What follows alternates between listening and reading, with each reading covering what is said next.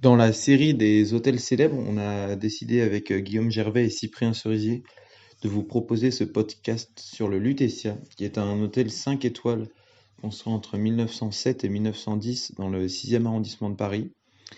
Bien évidemment, il tire son nom de l'ancien nom de Paris, Lutèce, et on retrouve d'ailleurs les armes de Paris, à savoir le fameux blason portant la devise parisienne Fluctuat nec mergitur à plusieurs endroits de l'hôtel.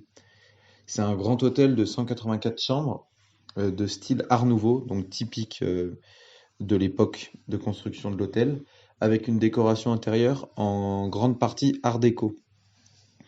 Et on a donc choisi le Lutetia parce que c'est un hôtel qui se distingue par son histoire très particulière au XXe siècle, parce qu'elle a suivi celle du pays et du monde de très près.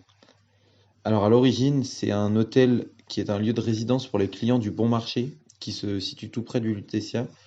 Mais en réalité, dès 1914, il va être réquisitionné par les autorités françaises durant toute la durée de la Première Guerre mondiale, et il va notamment accueillir des réfugiés russes qui ont quitté leur pays à la suite de la révolution bolchevique de 1917. L'hôtel est ensuite un repère d'artistes, dans lequel séjournent notamment Picasso, Joséphine Baker, Matisse, Hemingway. Et en 1921, Charles et Yvonne de Gaulle passent leur nuit de noces dans ce bâtiment, et 14 ans plus tard, en 1935, le Lutetia servira de lieu de réunion à des opposants allemands à Hitler, et ces réunions déboucheront sur la création du cercle Lutetia par le célèbre écrivain allemand Heinrich Mann, et c'est notamment cette organisation qui tentera d'imiter la France dans la création d'un front populaire, version allemande cette fois-ci, avec notamment le KPD, qui est le Parti communiste allemand, des socialistes de la SPD et aussi quelques catholiques. Et les réunions, donc voilà, se dérouleront régulièrement au Lutetia, mais déboucheront malheureusement sur un échec et sur la dissolution de ce comité en 1937.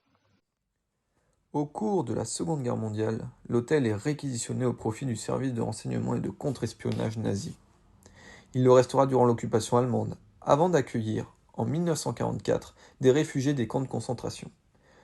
Le propriétaire d'alors aurait en effet été sommé de mettre son bien à disposition afin de prouver son engagement envers la résistance à l'aube de la période d'épuration qui suivit l'occupation allemande. Jusqu'au début du XXIe siècle, un groupe d'anciens déportés se retrouve chaque mois au Lutetia pour déjeuner dans la brasserie. Le Lutetia reprendra ensuite sa fonction de palace et sera racheté par la famille Tétinger en 1955. Puis, une nouvelle fois échangé en 2005 au profit de Starwood Capital, un groupe d'investissement américain, puis par le groupe israélien Alrov en 2010.